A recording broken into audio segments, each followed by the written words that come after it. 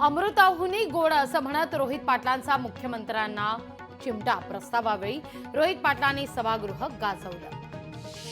उदय सामंत यांनी मांडला सरकारचा विश्वासदर्शक ठराव। मुख्यमंत्री देवेंद्र फडणवीसांच्या मंत्रिमंडळावर ही विधानसभा पूर्ण विश्वास करेल अशा पद्धतीने ठराव मंजूर।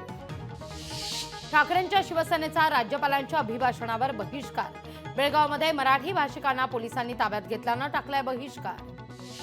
बटेंगे तो कटेंगे वरून नाना पटोले आक्रमक। बटेंगे तो कटेंगे सारखी विधानं करणाऱ्यांवर कारवाई व्हायलाच पाहिजे, पटोलेंचं विधान। बोगस औषध पुरवठा प्रकरणात तानाजी सावंत, धर्मराव बाबा आत्राम यांच्यावर गुन्हा दाखल करा। शिवसेना पक्षाच्या उपनेत्या सुषमा अंधारे यांची मागणी। बिहारचे राज्यपाल डॉक्टर राजेंद्र आर्लेकर यांनी घेतले श्री देव वेतोबाचं दर्शन। यावेळी वेतोबा देवस्थान आरवलीचे अध्यक्ष जयवंत राय देखील उपस्थित। मार्कंडवाडीनंतर आता कोळेवाडीत ईव्हीएम विरोधात ठराव। साताऱ्याच्या कोळेवाडीतील ग्रामस्थांचा ईव्हीएम विरोधात ठराव। जात प्रमाणपत्राकरता गीतांजली कोळींची धुळे ते नागपूर पदयात्रा। पदयात्रा 19 डिसेंबरला नागपूरमध्ये पोहोचणार।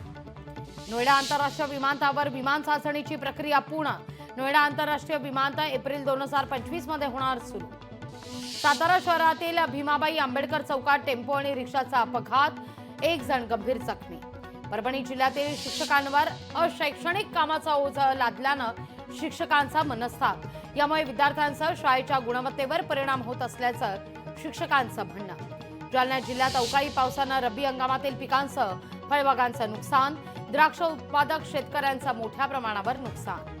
पैठण आगाराच्या बसची संख्या अपुरी असल्यानं फेऱ्यांचे नियोजन कोलमडलं असल्याचे चित्र। 68 बसेसवर रोज जवळपास 16,000 प्रवाशांचा भार।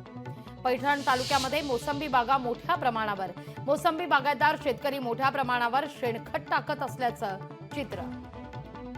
नाशिकमध्ये पुन्हा तापमान घसरलं। ढगाळ वातावरण आणि अवकाळी पावसामुळे तापमानात घट।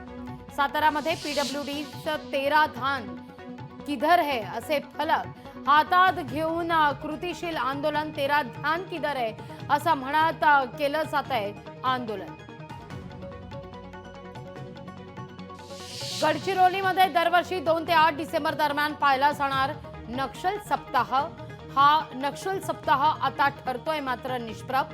सुरक्षा दलांनी आक्रमक पवित्रा घेतल्यानं आत्मसमर्पणाचं प्रमाण वाढल्यानं नक्षलवाद्यांची कोंडी।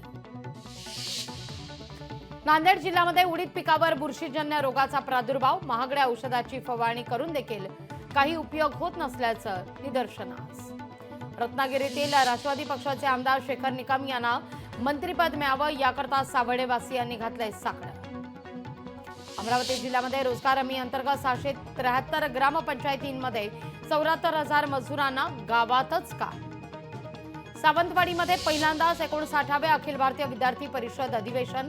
विद्यार्थी परिषदेच्या कार्यालयात अधिवेशनाच्या पोस्टरचं अनावरण।